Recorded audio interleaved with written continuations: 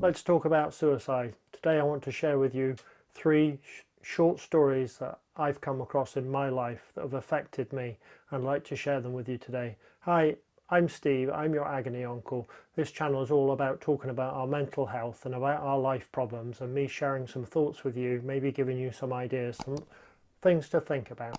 So please remember to give me a like, thumbs up, a subscribe. But here we go, today's video. Let's talk about suicide.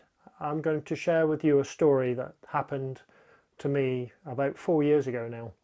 There's a main road near where I live. It's a very busy main road, and over the top of this main road is a footbridge.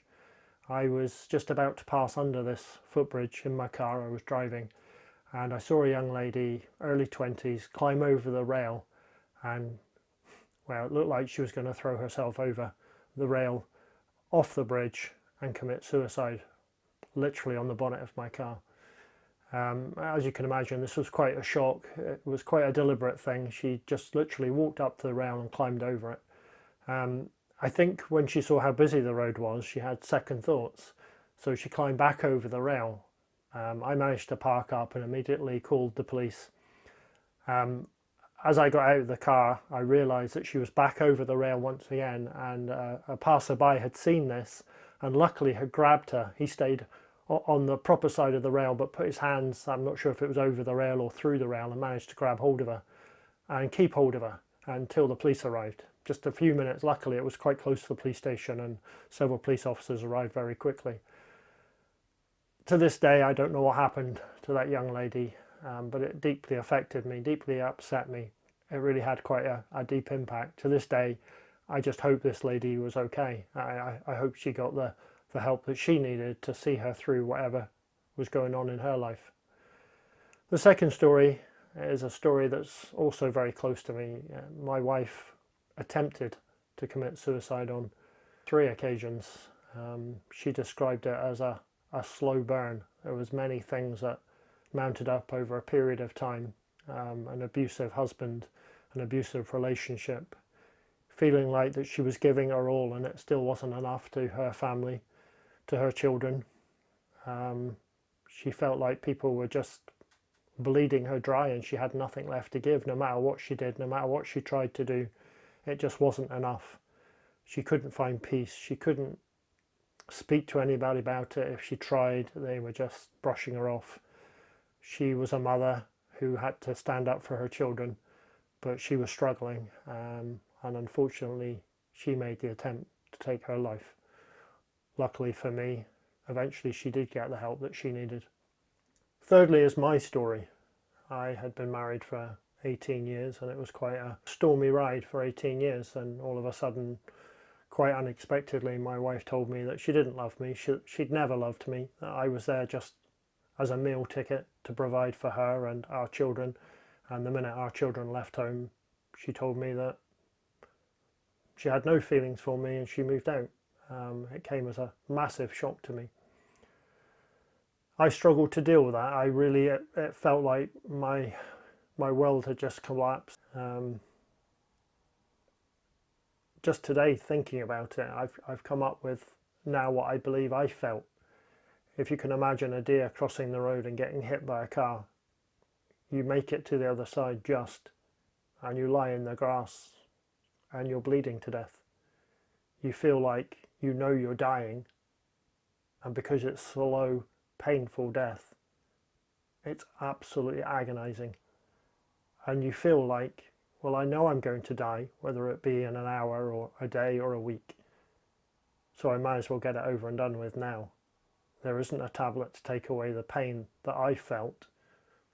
I couldn't reach out to anybody because nobody would understand. I just truly believe that nobody would understand, that nobody could help me. I couldn't help myself, and I just couldn't bleed any longer. I had to put a stop to it, so I attempted suicide. Previous to all these 3 stories, I'm ashamed to admit, I didn't have a very good attitude towards people who attempted suicide. I didn't understand. I didn't try to understand. If you like, I looked down my nose at these people, thinking they were just attention seeking. Now I know different. Now I know how desperate people can be, how some people can get a sudden shock or other people can go downhill over a long period of time. I understand now, and I encourage you to try and understand. It's very easy to look at people and say, oh, they're just attention seeking, or they're making a mountain out of a molehill. But please just try taking a second to think of how desperate you can be to attempt to take your own life. How desperate and upset and depressed and just can't see a way out of it. Just want the pain to go away, just want it to end. That's how desperate people get. That's how desperate I got, and I know that's how desperate my wife got. And I truly believe that this young lady who was intending to jump over this bridge, off this bridge in front of the traffic, I have deep, deep sympathy for her. I know where she was in her life. I know how she felt. I can so deeply sympathize with her. And I sympathize with anybody who right now is in that situation.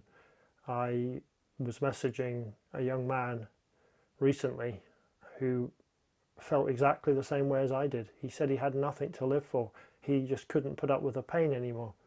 I encourage him, as I'm going to encourage you, to seek help, medical help, help from friends. There's organisations, there's phone numbers, and I will put a few in the description.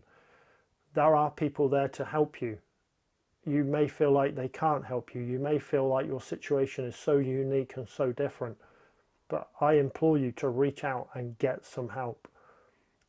And if you're not in that situation, but you have a friend who may be in that situation, please reach out to them. Don't wait for them to ask for help, because when you're in that situation, it's so difficult to ask for help. So please be the best friend, or be the brother or the sister.